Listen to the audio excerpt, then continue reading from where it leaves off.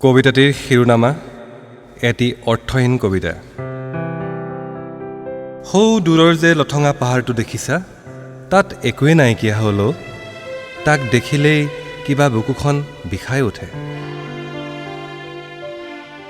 হত্যা কৰিছে সিহঁতে, তাক হত্যা কৰিছে। হত্যা কৰিছে কেইটামান মাত্ৰ টকাৰ বিনিময়ত। কিবা দেখিলেই তাক আজিকালি মনটো বৰ উকা উকা লাগেও। আজিকালি মোৰ পথাৰখনলৈ যাব মন নাযায়। কিবা যেন নিস্তেজ হৈ পৰিল পথাৰখন। আজিকালি একো খেতিয়েই নোহোৱা হ'লচোন। বিলাহী, জিকা, আলু একোৱেই নোহোৱা হ'ল। সেয়েহে ভাবিলোঁ এইবাৰ ধান কৰোঁ। কোৱা শুনো, পপীয়া তৰা পৰিলে হেনো ধান জ্বলি যায়। কথাষাৰ কিমান দূৰ সঁচা মই নাজানো, কিন্তু মোৰ ধানডৰা মাজে মাজে জ্বলি গৈছে। সঁচাকৈ পপীয়া তৰা পৰিল নেকি বাৰু? আজিকালি মনটো মোৰ উদাস উদাস লাগি থাকে। যেনিয়েই চাওঁ সকলোতে চোন দেখোঁ মাথো উদাসীনতা। আকাশলৈ চালেও উদাস, পানীলৈ চালেও উদাস, বৰঞ্চ দুপৰীয়া বেলটোলৈ চালেও উদাস। কি হৈছে বাৰু? কিয় ইমান অস্থিৰতাই বিৰাজ কৰিছে এই জগতখনত? নিশ্চয় কিবা অন্তত্য গধুৰ কাৰণ থাকিব পাৰে, যি নেকি মই বুজি নাপাওঁ।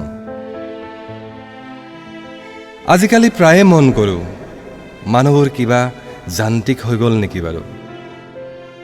এতিয়া বাৰু যান্ত্ৰিকতাৰে যুগ হ'লেও ভাবোঁ যন্ত্ৰবোৰতো মানুহৰে উদ্ভাৱন।